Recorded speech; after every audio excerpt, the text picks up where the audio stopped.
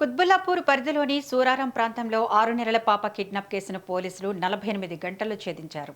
ఈ నెల 4న నారాయణ మల్లారెడ్డి ఆసుపత్రి ఎదురుగా ఫుట్పాత్పై నిద్రిస్తున్న తల్లిదండ్రుల వద్ద నుంచి చిన్నారిని అపహరించిన ఘటన కలకలం రేపింది.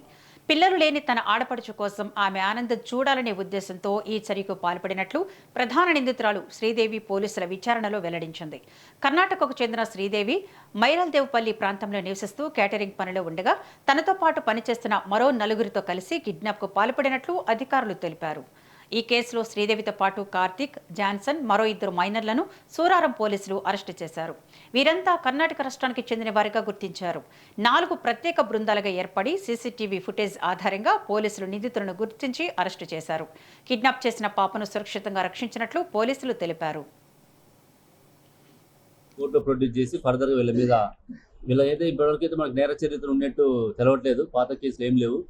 అక్కడే ఉన్న కర్ణాటకలో ఉన్నాయా అనేది ఒకటి తెలుసుకోవడం జరుగుతుంది. మళ్ళొకసారి వీళ్ళని పూర్తిగా వెరిఫై చేసుకొని వీళ్ళని కోర్టు ప్రొడ్యూస్ చేయడం జరుగుతుంది.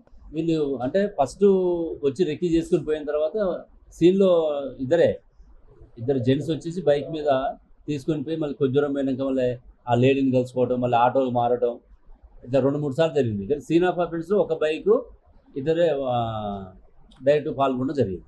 అంటే వాళ్ళు ప్రయత్నాలు చేసి ఉండొచ్చు, కానీ మనకి వాళ్ళు అఫెన్స్ ఇక్కడ చేస్తారు. కెమెరాలు అంటే కౌంట్ చేసి ఉండకపోవచ్చు సుమారుగా. ఏంటంటే ఇప్పుడు అదే అడిగేటు క్వశ్చన్. అంటే వాళ్ళకి అనుకూలంగా ఏది ఉందని చూసుకున్నారు. వాళ్ళు ఆల్రెడీ కొన్ని రెక్కీ చేసుకున్నారు కాబట్టి మన దగ్గర కూడా ముందు రోజు వచ్చి రెక్కీ చేసుకోవడం జరిగింది. దాన్ని బట్టి మిగతా దగ్గర కూడా వాళ్ళు రెక్కీ చేసి ఉండొచ్చు. ఎక్కడైతే వాళ్ళకి ఈజీగా ఉంటుంది, ఎస్కేపీ ఎట్లా ఉంటుంది, ఐడెంటిటీ వాళ్ళు ఆయిరాలు చేసుకుంటే ఈజీగా గుర్తుపడతారు. ఇది ఆ కార్నర్ వాళ్ళు ఈ కార్నర్కి వచ్చినట్టు కొంచెం తప్పించుకోవడానికి ఈజీగా ఉంటుంది. ఐడెంటిటీ కూడా కొంచెం ఎస్టాబ్లిష్ కాదేమో అనుకున్నారు వాళ్ళు.